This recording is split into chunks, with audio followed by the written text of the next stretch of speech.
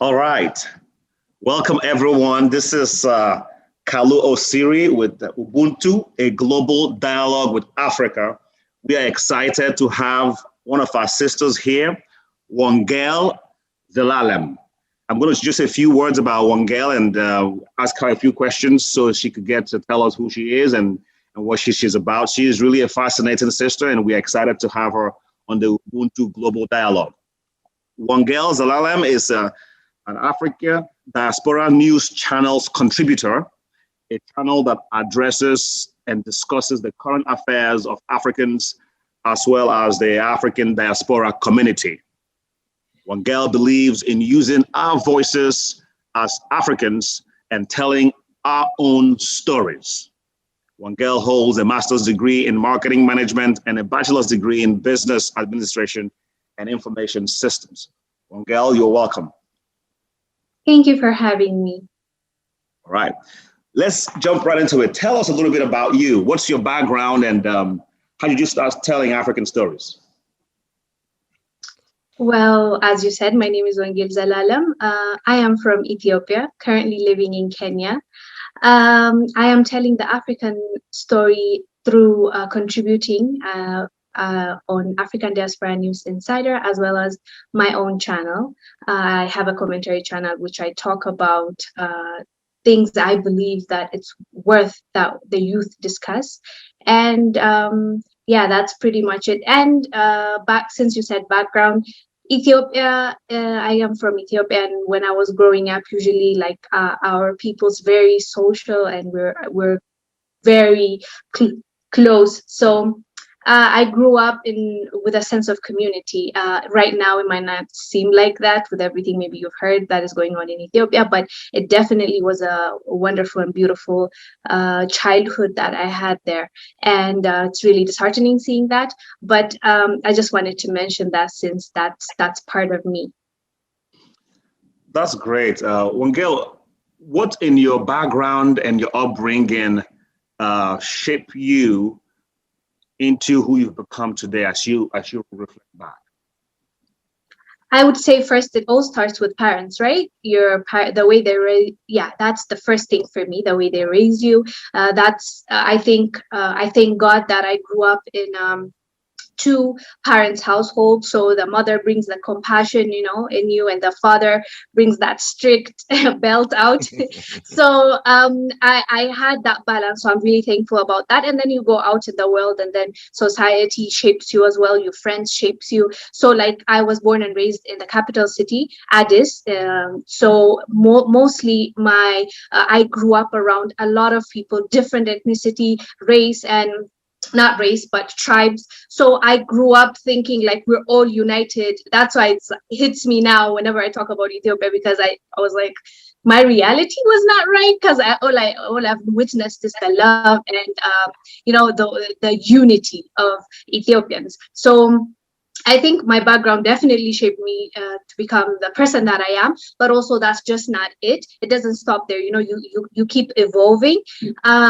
I evolved, of course, and in recent years, especially more than ever, I've grown to know, I know more of my surroundings and what is going on around. And now is more like I'm like, okay, I guess I was a bit naive, because there's more to life than what you might think. Because when you grow up in an area where everybody's maybe like an Ethiopia, maybe in the US it's different, other countries, because you grow up around maybe Latinas, Americans, like there are a lot of people around. For me, it's just Ethiopians, you see. So in a way, you become narrow-minded. I don't mean this in a bad way. It's just you're not you don't have that exposure to let you know there are other kinds of people. There are Africans, there are neighboring countries like Kenya. We don't even know. I didn't even know a lot of Kenyans, a lot of South Sudanese, a lot of Ugandans, even East Africa. I'm not even going outside of East Africa. So that on its own affects you, because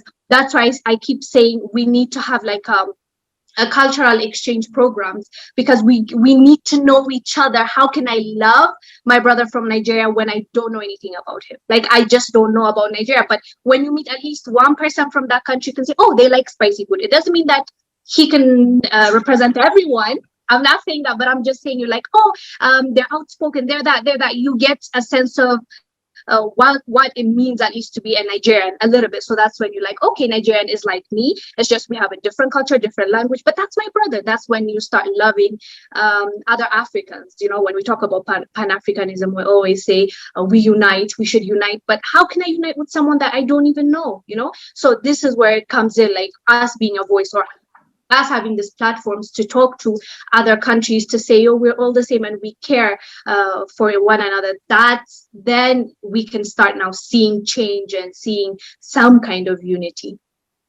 Before I bring on Dr. Easterling to ask some questions, okay. what you just shared here, I can definitely relate. In fact, last night I was having a conversation with two colleagues, and one of them is actually from an ethnic group called Ibibio in Nigeria.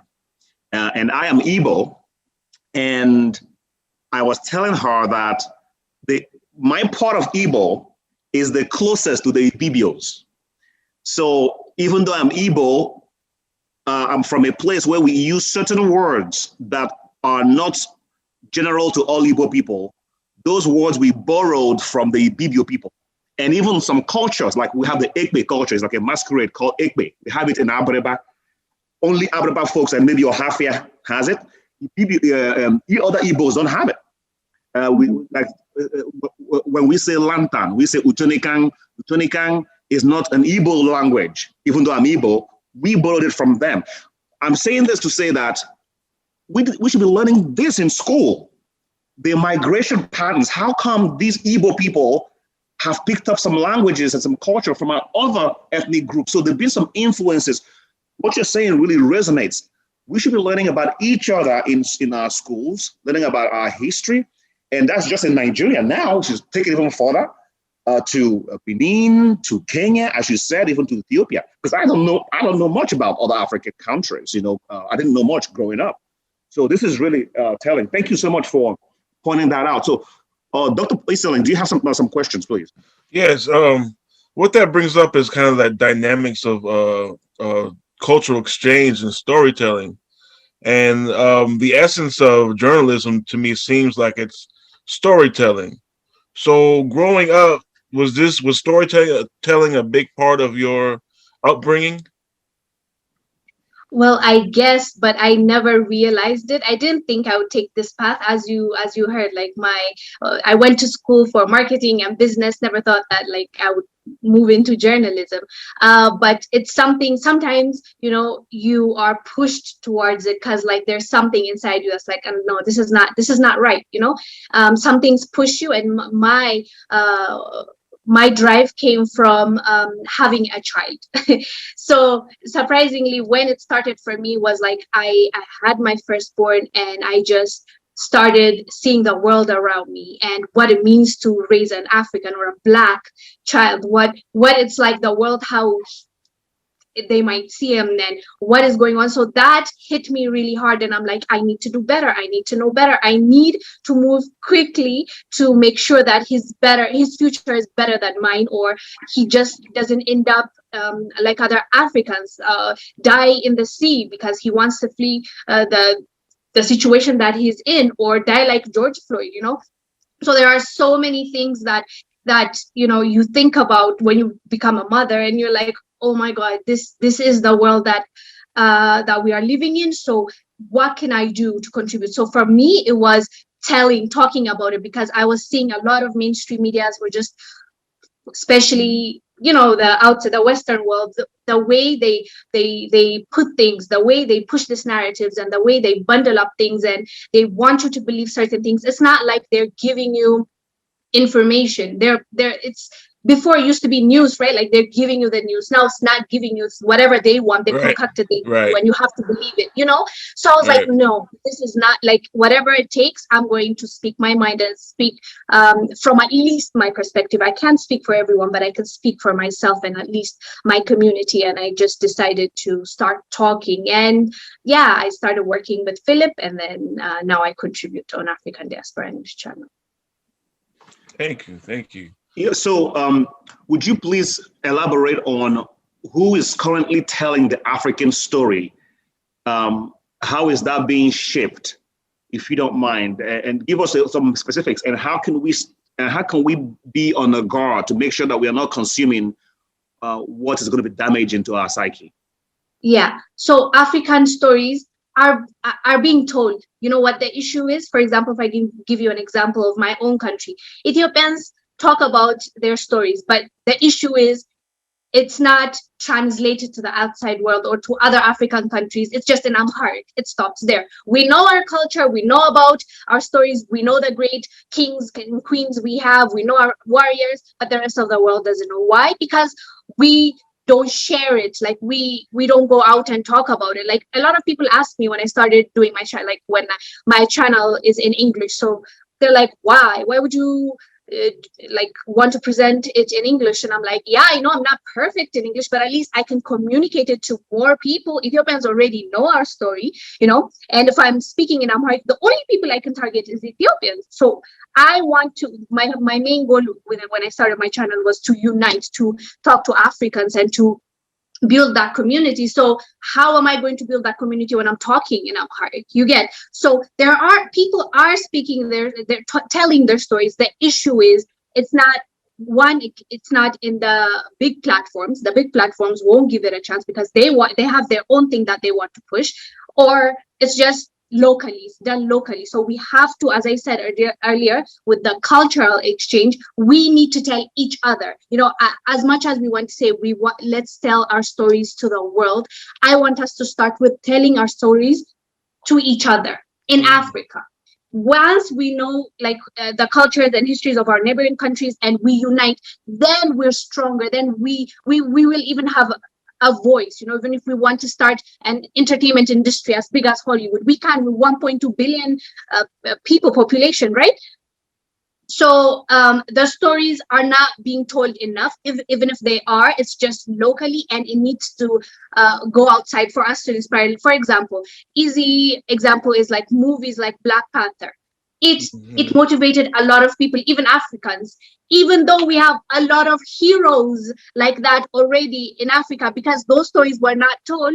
We found that storyline interesting and we were so proud of it. And it's a movie, but there are real actual people like that on the ground, that our ancestors, right?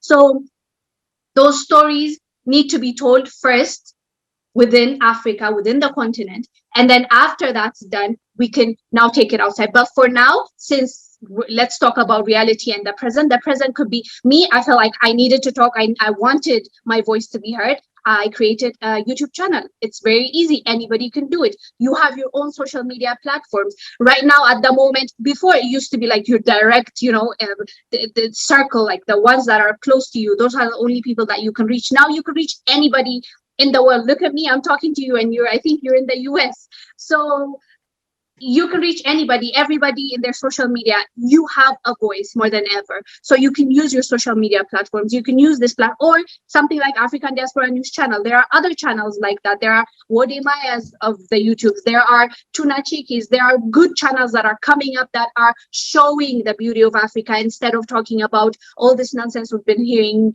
for forever, right? So that's how we can drive the narrative that we want the world to hear, and the actual truth, not something that they want us to believe that we are.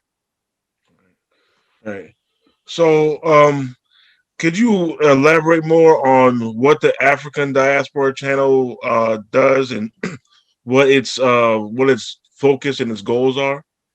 The focus of African Diaspora News channel is it reports on anything that has to do with a Black community. You know, somebody needs to talk to Black people and it's a Black person talking to them, not a white person talking down on you. There's one aspect of it. And the second one that I really, really love is African Diaspora News Channel is bringing Africans and the African diaspora together. It's being a bridge. Like, for example, when he's giving me a job, an Ethiopian, that's literally giving me a platform where I can talk to my brothers and sisters in the diaspora community. He has a Ugandan contributor. He has people, in Kenyan he used to have. So what he's trying to do is bridge the gap, and that's a wonderful thing. We need more of that. Now that maybe a person heard Ethiopia is just about starvation and stuff, and when they see me in front of their screen and I'm talking, they're like, first of all, they're like, okay, like a weird accent, but I can understand her. She's okay, then there must be education there.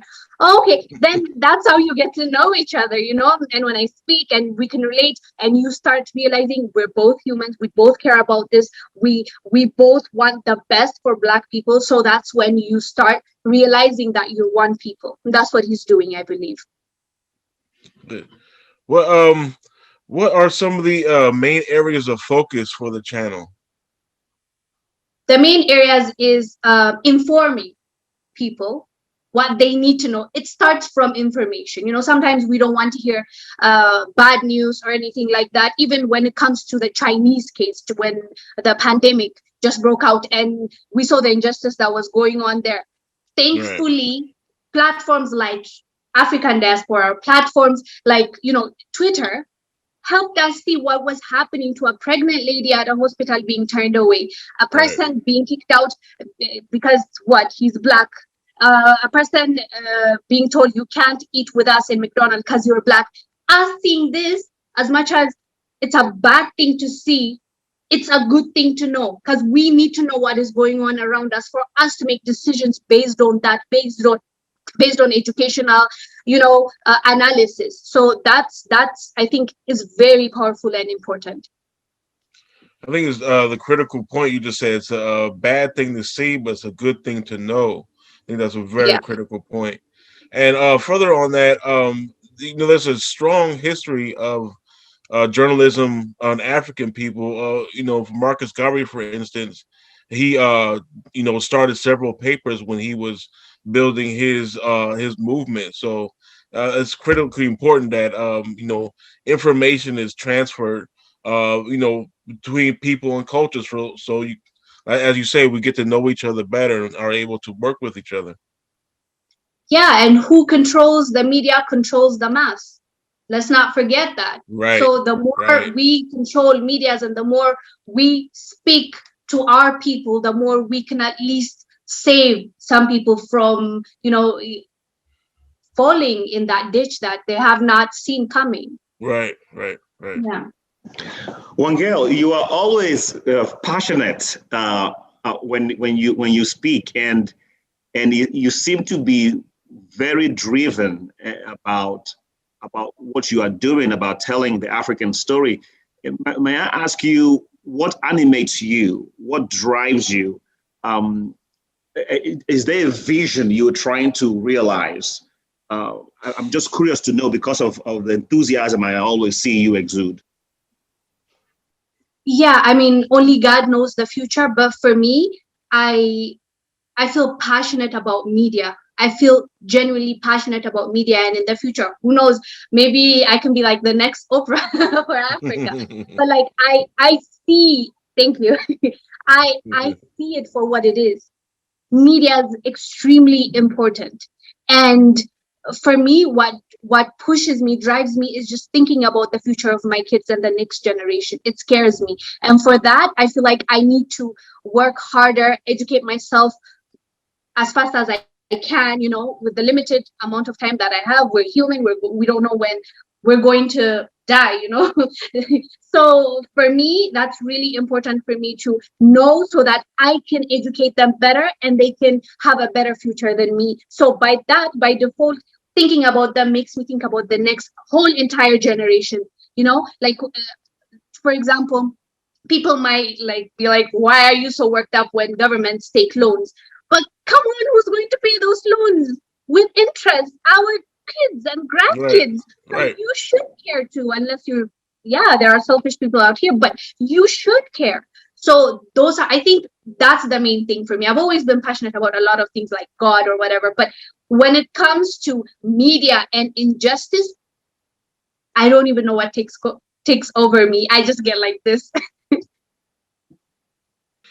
So how far has the channel expanded? How many countries are you reaching out to presently? All over the world. Okay. So what is it?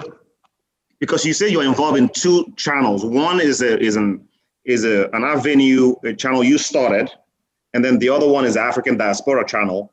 So what do you do in your own? You've told us what the African Diaspora channel does. What do you do in your own channel that is different, or are they sort of related? What makes my channel different? It's me. I present it, so it's totally the same. But African Diaspora, obviously, I'm representing somebody's channel. But on my own channel, I can pick any random. I can be watching TV and I see on entertainment channel a topic that I'm like, this is something we can discuss and learn, so that my people don't do this stuff. Because as you know, because you're living in the Western world, it's just, we're raised in Africa mostly as conservatives, not in a politics, Democrat, Republican. I'm saying conservatives. Our values are conservatives. So when I see certain things that are just way outside of the realm that we grew up in, I'm like, no, this, like, some things we need to stick with our values and principles. So I'll bring it up, talk about it, and say, these guys are going crazy. Please, let's not go that way. And I just open dialogue, and whenever people comment in my videos, I have a discussion, because I want to build that community. It's not just about posting a video. I want us to have a communication, and I want to hear what they think too. So that's usually what makes it different. But usually it's about Africa. I tend to focus on good news whenever I see like inventors in Africa, or there's a drone in Ghana that they're sending out for medicine, all that stuff, that things that excite me, that has to do with Africa, I post on my channel as well. Here's a question for you from an audience member. Sequel to the subject of helping all Africans share their individual story with the African continent before going out, how can Ossiri University help the uneducated in the African system who are very much willing to express their stories? So how can we help? That's the question on the chat room. I would say the first thing is history. You have to teach people their history. They need to know where they came from for them to know what route to avoid, which way to go. At the end of the day, the reason for memory is not just for sentimental reasons, for you to know what you went through so that you can fix it or do it better.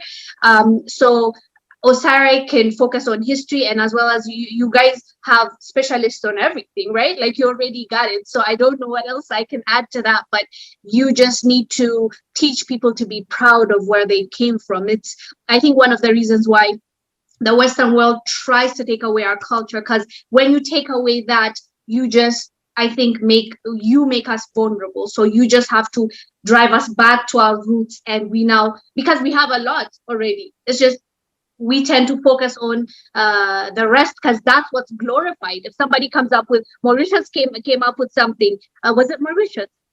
Am I right? With the COVID? And people Yes. made fun of it. People, wow, like I don't know if it worked or not, but all I'm saying is, if that medicine was found in America, it would have been a different reaction. So you guys can help with that, I believe. Yes, let me clarify even further, and thank you for that amazing perspective. The question also is pointing to the folks in rural parts of Africa who may not have received any formal education. So we may consider them to be uneducated from the formal perspective. However, they do have information and they do understand the culture, and they are willing to express those stories. Maybe they don't speak English or French, right? But they are willing to express those stories. So the question also, the part two of that question is, is there, what are your ideas as a media mogul for us to be able to help bring out those stories? With the rural areas.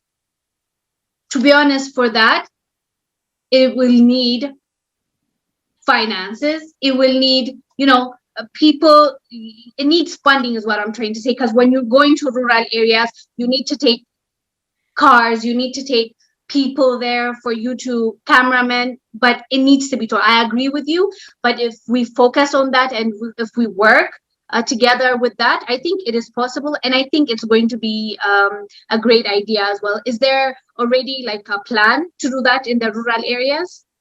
Yes, with Ossiri? yes, that's right. Part of our strategy is actually to deploy mobile units to go and not only teach but also learn from the rural folks.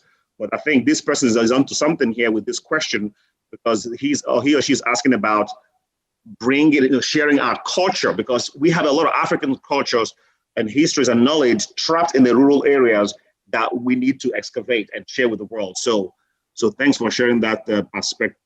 Yeah. I do have another question here in the chat room. It says, Wongel, I'm very interested in what you do and for solutions for Africa. Can you leverage your channel and network and link plastic recyclers in Africa so we can fix the problem of plastics? Basically, can we use plastics to build roads and work together? Can you please guide us? So that is the question on that. Yeah, I don't know much about that. Plastics and global warming, that's not my realm. But if anybody is in that field, they can advise us maybe. I have no idea. I think what they're asking is if you could leverage your channel to your voice. Yes. Perfectly fine, of course.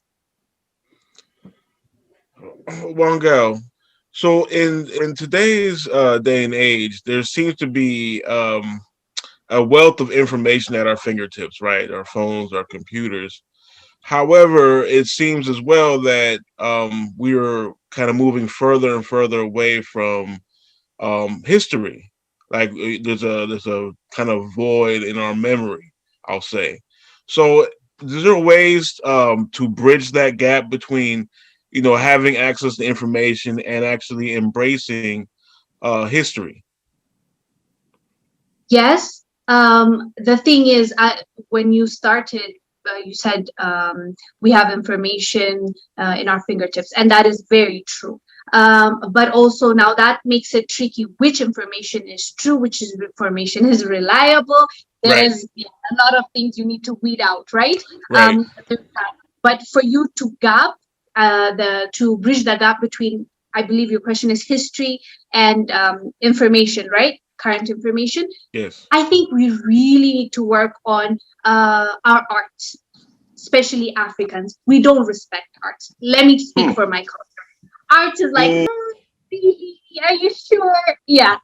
So even if you tell your parents, I want to go that way, it's like, how about a doctorate? Like, how about nobody respects it? A lot of people don't respect it. But arts, we can, that's exactly what Hollywood realized, correct? And now the Koreans, K-pop is realizing, and they're now storming the teenagers are now all over K-pops. I don't know if you know, but there's this Korean band that people go crazy over and they'll go to war for them. That's what they do. Like, don't underestimate how you can use art. If you want to tell a story, like a history about somebody that you really admire, and Black people can benefit or Africans can benefit from hearing that, you have to make it entertaining. Bundle out, like put in a bow, like just make it really nice. But we're not willing to do that because we don't respect art. If we invest in our entertainment industry, I think we can do quite a bit. Like the same, I think Nigeria figured it out, right? Nigeria with the Afro beats and Nollywood, yes, like respect. Nollywood is doing their thing. Now they're international. Even in our clubs, it's Afro beats. This is how you infiltrate. This is how you share your story and convince people that I have cool things too. This is my story. This is what you can benefit from hearing about my history. So I think we really will benefit by keep it like a bond. What do you call it? Like having a relationship between the two, and make it beautiful and wonderful. Because like it or not, the youth is interested in entertainment, right? with the music. And if you can tap into that, you can definitely influence the next generation, and they will be interested. But that can't be in a boring documentary that you just make and say that Right. people will watch, but not a lot of people is what I'm trying to say. Right. Right. Yeah. It seems like, we've gone through shifts. In the 80s, there was very business focused. At least American culture was, and now, as we're in the 20s, 21s, we're shifting, as you said, kind of back to art, and people are really focused on the art of storytelling. And I think that's extremely important. I agree. No, I just wanted to add that I don't think I don't think people start living a full life until they begin to appreciate art. I know you sort of like you took the idea from art, and then you give an example using entertainment, right? Yeah. As using art as a way to teach people, so that people to invite them so they can access information in a palatable manner. So that is really beautifully said. But I wanted to go back to the basics and just say that I strongly believe that people haven't started really living life until they begin to appreciate art.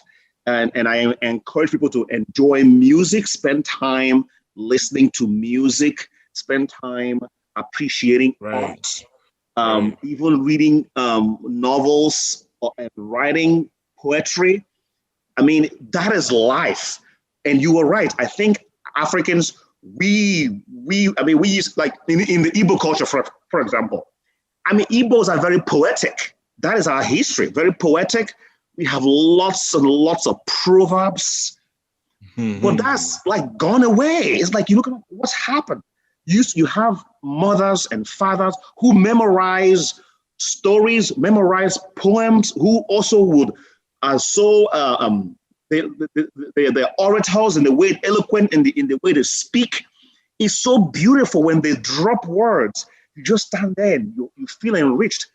As Africans, I think we're beginning to miss and lose that aspect of our lives because we're beginning to become so busy with things. So thank you for reminding us that art is so important, and we should appreciate it, but also incorporate it as we use it to teach other Africans. That's right. Yeah. Well, I just thought I share that because I was blessed when you said that. Now I want to segue a little bit and maybe explore some dark sides about, and maybe this might not land well with you because you like to share positive news, and I want to get your take on this. Should we always focus on sharing positive news in Africa since there's already a lot of bad news, right? People are sharing. Or should we also talk about some real issues in Africa? And here's what I want to get at. Initially, you called yourself Black. You said Black African. You said, I'm teaching my child to be a Black African man, and you're an Ethiopian. And I have watched some documentaries where a young Ethiopian boy, this is a documentary from the early 40s or 50s, maybe 60s, right after independence. Actually, so it should be around 50s or 60s. Young Ethiopian boy said that he wasn't Black, right? He said, I'm not Black, right?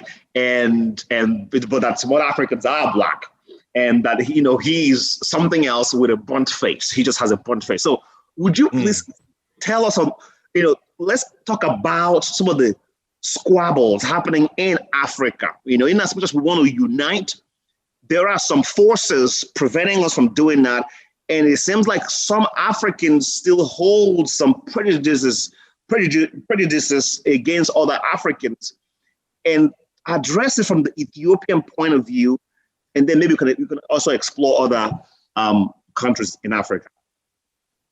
Okay. So first of all, I want to say I saw that documentary, I think last week. It was like a debate between high school kids. Yes. That boy was 14 years old, I believe. That's correct. So I got a secondhand embarrassment after I heard it. He's a child, let's not forget that. But I'm not saying that there might not be people that think that way.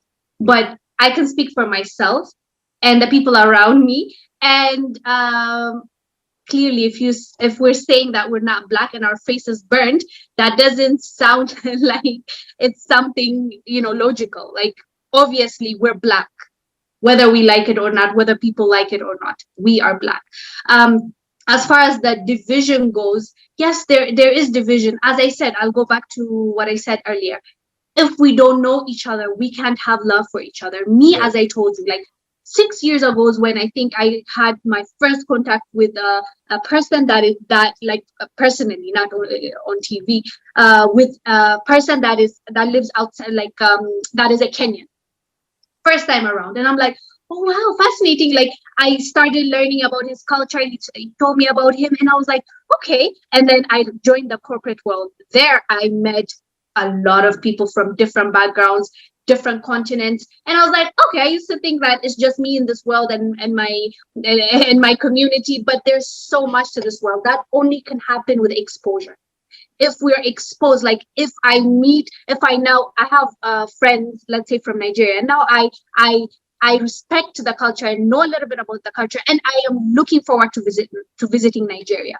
The more you see things like this, the more you can fight the prejudice that there is, right? Like the YouTube channels that are being opened by a Ghanaian like Wodemai. I don't know if you know him. I really like and respect that guy. Like, after seeing his channel, I'm like, I can't wait to go to South Africa. I can't wait to go to Senegal. Like, because he's showing me what's out there and telling me the culture. And that is what I mean by we need to know each other for us to love each other. So I don't blame someone that is not educated to say, it's just forget that. There is tribalism. For me, the biggest disease, the greatest disease of Africans, for me right now, if you ask me, I guess because my country is going through it, is tribalism. So I don't find it hard that South Africa and Zimbabwe are not working well together. They're like, now at this point they're two different countries. But within a country, within the country, we have over 80 tribes. Those tribes are fighting Ethiopians, but within Ethiopia, two tribes are killing each other. So there's more to that. Like, there's more we need to do, of course, and there's a lot of bad stuff going on, of course. But my thing is, we should never lie. We should tell the truth. If that is what's going on, that's what you should be talking about. But what I'm trying to say is, when it's somebody else telling your story and when it's you, it hits different. Like, when I'm telling you, like, I can give you a good example of that. Like, the mainstream media was running its mouth on Ethiopia, like a lot of misinformation, a lot of lies being told, until finally I was like, I have had enough. Like, I didn't want to talk the bad things about my country, so I was not talking about it because I felt bad. I was like, oh, like, how can I go and say we're killing each other? Like, I felt so bad. But when I saw the misinformation, I have this platform, I should talk about it. I went on and talked about it, but it was different. Then they were misinforming other people, like, if you come to Ethiopia, it's just war and guns and you should be scared and this is happening and that is happening. But when it's an Ethiopian telling it, it's one, I can tell you the backstory of why that happened, why those tribes are fighting, why they have an issue with each other. It's personal. It's, it's different. So I don't believe in lying. So if it's a bad information, I am going to tell you, but it's not, you have to understand that it's not malicious. It's because we need to discuss it. If you fail the exam, a teacher shouldn't tell you passed, right? He should tell you failed so that you know what you can fix. So we need to talk about the bad things too, so that we can fix it. Right. Let me quickly ask this question, Dr. Easterling, and then you can continue if you don't mind. Okay. There's a question here in the chat room from Mr. Bantayun Tezazu. And the question is, would it be a target, a milestone, some directions people can reach if they cooperate and work differently to get where they can lead a better life? In other words, how can people cooperate and so that they can get to a place where they are leading a better life? And what should that better life be like for African people? Because it appears that Africans are at the bottom of the totem pole. What should that better life be? And what are some directions for us to start cooperating really and work together. And he says because our ancestors left some things for us. What do we chart on our part? What can we do on our own part? So that's the question. I hope I did that question justice. Yeah, correct me if I get this question wrong. Like, what would it look like? Like, how can we work together, and what would it look like, right, for Africa? Yes. For me, the bottom line, or like the goal, is for us to live in harmony. That means, because I believe in us uniting, there are so many things that we can do. We have power. We're 1.2 billion, right? We have more power if we unite. Let's take an example of a current affair with the George Floyd. When he died like that, a lot of Black people all over the world said no. Even Africans protested. There were protests in Africa. Right. What did that put? That put pressure on those people that are making the decision, either to arrest the guys or whatever, if they're going to if there's going to be justice or not. So us uniting will mean everything, because we will have power. With strength comes power. And when I say this, I know it sounds like la la land and it's going to take time. I don't know if I'm going to see it. Like, I don't know if I'm going to be here to see that day, because the more I'm looking around, the more it's discouraging. But I'm not going to give up. That's one contribution like I can make, personally. So I'm not going to give up. What I can do is show and try to show Ethiopia the best way I can, be a representation. As much as I don't represent everybody, like everybody's opinion, I am an Ethiopian. So when somebody sees me, they associate Ethiopia somehow, right? All I can do is be a good example at that platform that I have. Me personally, I'm just taking it personally, so that when we make it broad, it seems further. So everybody can play their role like that. And then if we come together, I think we will have strength in number. And that is exactly why they don't want us to do that. Like, go read your books, right? When we even take loans, it's because they want us to be dependent, right? There'll be interest. How about you just pay me for my diamonds or my gas that you're taking, and that's it? Like, don't give me money. That's fine. Like, just give me, like, let's trade. This is business. Give me a fair contract. Things like that. Let's at the end of the day, as right now, the youth might be naive, but the youth is all we got. That's the next president. That's the next vice president. Their kids are. So all we can do is work. For me, priority wise, right now, it's information. Let's work on information. Let everybody knows the truth. The ugly truth even.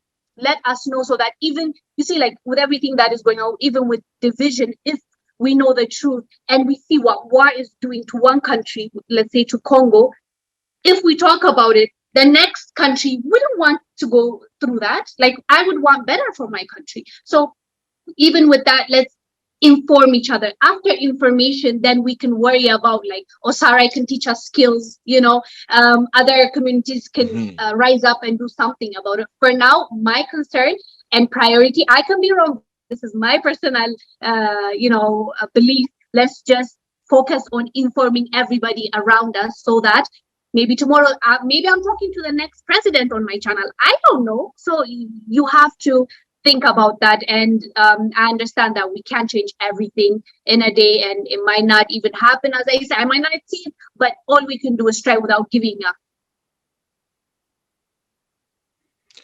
So on that note, there are like cultural barriers that exist between certain people, certain languages, and it's sometimes it's just a consequence of being separated by space and time. So how do we address those cultural barriers to be able to come down and be able to sit at the same table?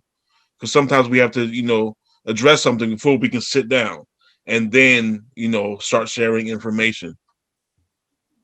It won't change overnight.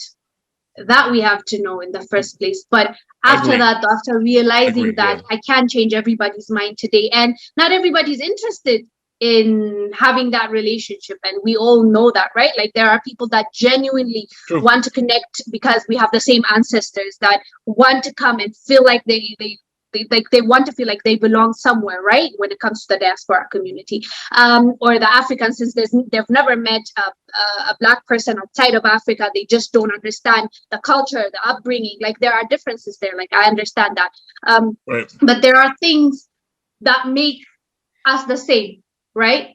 We all have the same color and everybody treats us the same. Like that's the beginning, right? Africans start realizing Right. that they're treated differently and they're not different than Black Americans when they go to America. They see how they're treated and like, okay, so we're the same. There are things that remind you, even though Right. you want to say, no, we're not the same people, nobody cares.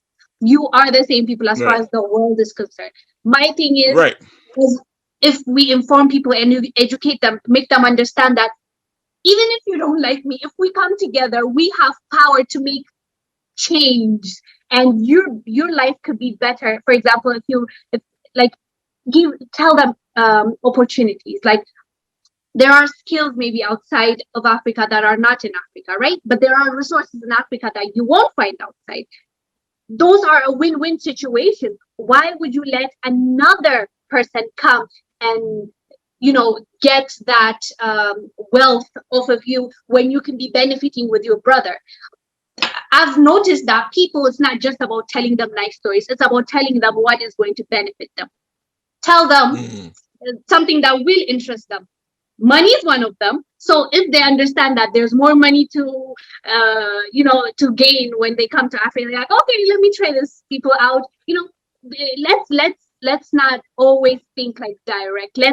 Let's see it in a way where if it was me, what would interest me? Some people just genuinely want to belong. They just want to genuinely be out of that system, come to Africa, live peacefully, not be discriminated against because of the color of their skin. There are people like that, but there are also people that need that push, that understanding that it can get better, because they don't know that it can get better. If it was such a horrible place, why are multinational companies coming to Africa now of all times? Why are all these Chinese investment firms or contract governments running to Africa? There is something in Africa, but you have to educate people outside that there are opportunities here. It's not just people living on trees. That's where it comes. That's where you come and you explain to them and help them understand. But as I said, cultural differences will be there and upbringing are different. So you might not see eye to eye on everything. That's a fact. But at least we can agree on some things, like at least mutual benefits can bring us together, I believe, one way or the other. Look at Ghana's year of return. Look at that. Like they literally won the best, I think, marketing.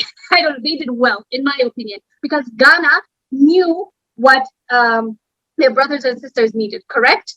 They're like, okay, they need a place. And us, we need their skills. We need them. Why don't we benefit? It's not come help us, come help us. They did not say that. They didn't beg for money. They said, come, I have something for you. So our governments need to do that. We need to make it attractive for them to come, as well as for them to understand that this is not a hellhole, or Trump. And here's another question in the chat room, also from Mr. Bantayun Tezazu. I think the second part of the statement is really an advice, which I think I subscribe to. That part says, repeating disgusting stories adds little to the improvement. They said, let's discuss achievements and not the bad things. That is what he's saying. And then the question that he has is, can you share role models, successful achievements, and appealing results for people to hang on at every opportunity? That is his take. And what's your response to that? The second one, I agree with him. It's about achievements and talking about, inspiration. But at the end of the day, that, as I said, the ugly truth have to be told too. I'm a believer of that, because that moves us. Sometimes people move not with love, but hate. And sometimes you need to tell them what is going on, the actual truth, and not sugarcoat it, so that they can know better and make better decisions. But I agree with him, of course, positivity. And at the end of the day, it's just, we have to focus on our future. but that doesn't mean we have to forget about our history, Exactly. right? The second question was what? I'm sorry, I think I forgot. I don't know if I answered. The second question has to do with if you could, can you share some examples of role models and achievements in Africa that people can actually latch onto? Yeah, I don't want to mispronounce her name. Ngozi Okonjo-Iweala, for example. I think, I don't know if I'm saying it right. I don't want to mess it up. But her, for example, there you go. There's one person I can just talk about for days, and that's wonderful, and that's doing great things. There are so many people to mention, but her specifically, I wanted to mention her because we were talking about telling our stories. And if you, I don't know if you saw it, but there were two outlets, mainstream medias, that tried to do something, to say something not so nice about her. Meaning, when yes. she got elected, when she got the job, one of them, what was it? Remind me, I forgot the. By the way, just so everyone knows, Ngozi Iweala is the current head of WTO, World Trade Organization, right? So go ahead, please. Yeah, so I forgot the outlet's name. The headline they ran, it said, "No nonsense Nigerian woman elected WTO." And Africans were so pissed. They were like, "What do you mean no nonsense? How about congratulations? How about outstanding woman just like imagine?" And that's Wongel, you must have, perhaps you didn't see the one that says grandma elected. That one too? Okay. Even that, I was going to mention that, even that a grandma is now the new WTO.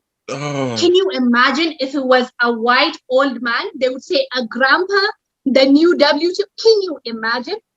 I genuinely don't think they would have ran that story. So that's why I mean, when I talked about her, what I said was, wow, this is something that we all need to look up to. Like, it was something, you can tell that it motivated me. I'm talking about her, giving her the respect she deserves. How did they respect her? As we just talked about. So there are so many people, of course, we can talk about. Yes, and I have to also say something that I really admire about her is she dresses in African attire all the time. Yeah. Even though she's highly educated, Ivy League graduate and all that stuff, but she is true to her culture. I'm not saying if you wear suit and tie that you're not true to your culture, but I personally, I subscribe to that. I think more Africans, and you yourself, Wongel, I've seen your photos and the things. I think we should start doing that. And of course, our guy Easterling also does that, even though he lives in Maryland. Dr. Paul Easterling, he's always wearing African attire. I think we should start expressing ourselves. So, I mean, what are your thoughts on that as it pertains to telling our stories? Yeah, we have a beautiful attire. Like, everyone, like every country I have seen, it's so beautiful, colorful. It actually speaks for us before we even open our mouth. Like, it is so beautiful, the traditional clothing. And that's one of my goals. Whenever I travel to any new African country, I'm going to get those, traditional dresses or whatever that they have and bring it home so that it can be there. And whenever somebody asks you, like, "Oh, this I got from Ghana."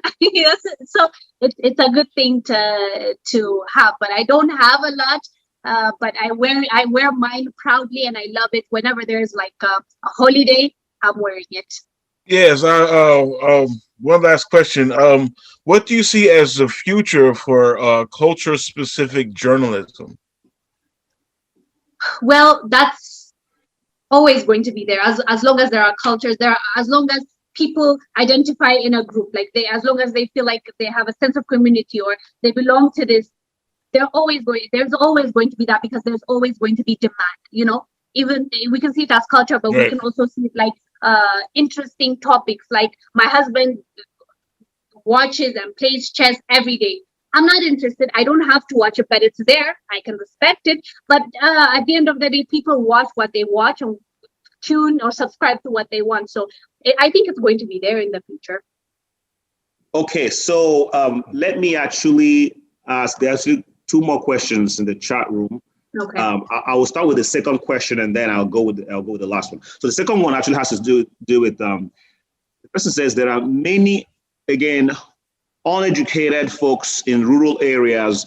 Again, they are not educated from the traditional sense of education, but this person is saying that they possess the greatest potentials that we can think of, and he wants to know what is the Ossiri University team doing to spread the knowledge from rural areas. and how can we help these folks? Okay, I'm going to answer that question and talk about what we are doing at Ossiri University because it's directed to us, and then maybe you can chime in too. And again, what we are doing, so at the university, we have 3 phases. The first phase is what we are doing right now. We are deploying education online so that people who have internet connection can access the education anywhere they are, right? But of course, we know that there are many folks in rural Africa and other parts of the world who may not have internet connection. And so we have phase 2. Our phase 2 is we're going to be building mini centers in cities and as well in some rural areas. Okay, mini centers where people can gather and learn, meet instructors, and also meet with their peers and as well and get information. That is phase 2. And phase 3 is where we're going to do mobile units. Phase 3 is targeted for the rural areas. And it doesn't mean that we have to wait until phase 3 to do it. These phases might overlap. In fact, as we talk now, we begin to see some opportunities to actually start acting on deploying rural areas, deploying mobile units to rural areas, and even building out some mini centers around. I think we're talking about doing that in Sudan, for example, and also in Ivory Coast as well. Those 2 areas, and of course in Nigeria. So there's some opportunities there. So we might actually start acting upon those sooner than we think. Are there any thoughts on that, Wongel, about what else we can be doing to help get information to rural areas and also learn from them? Rural areas, like, you have to go do it. At the end of the day, in the city, as you said, mobile data, Wi-Fi, most of them don't even own radios. Like, TV don't even think about it, at least when it comes to my country, like the rural areas. Even when you want to go visit them, you have to park your car like kilometers away because it's a rough road. You have to walk to reach them. So it needs a lot of thought, to be honest, and working with the government, because the government has leverage over here, like, because they know the people, they know the way, and they have the resources, or at least the government school that caters to all those people. If you reach that school, maybe there's a higher chance of it spreading to that rural area you can't reach. So my advice would be maybe working with government if you find a really good official that is willing to work with you, because definitely information doesn't get there as fast as it can get to the rest of us. And that is exactly why to what you just said earlier makes sense. You said there are lots of information with them. Like, I know they might not be educated as per us, like this modern, education system, but there's a lot of oral stories, and they have cultures that we need to take from them, because they've taken from their fathers and grandparents, and it was not diluted. So that's very important, but the details, it needs to be thought of thoroughly, because it's not going to be as easy, if I'm being honest. Thank you very much. But before that, though, I want to say what you're doing is really noble, and I really, really appreciate, like, when you're explaining it, I'm like, wow, like, I wish you all the best, and I hope you do what you set out to do, because this sounds awesome. Thank you. And let me also quickly add, for the interest of that person who asked that question, something else that we're also doing is we are designing a system to reward our instructors and professors that would encourage them to do more work in the rural areas. So, in the traditional system of education now, you go to Germany to give a conference, a talk, and things like that, and you are rewarded for doing that. You publish in journals that people may never read, and then you are rewarded for that.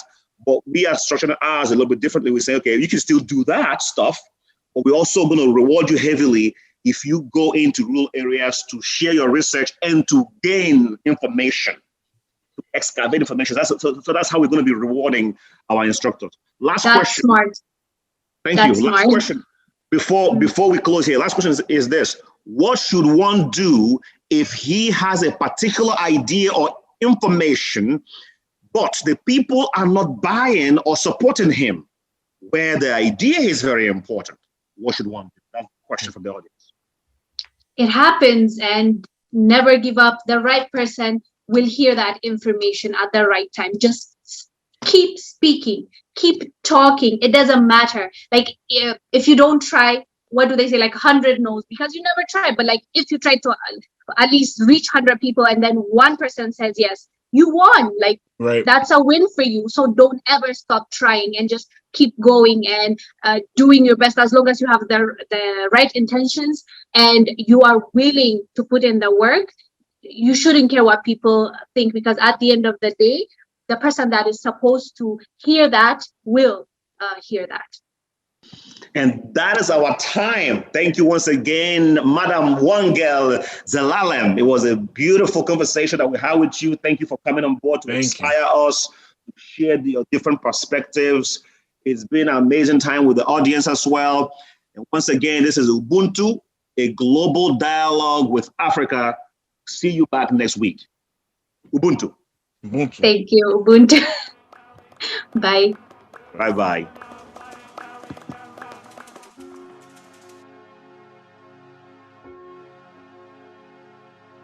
Booyala, booyala,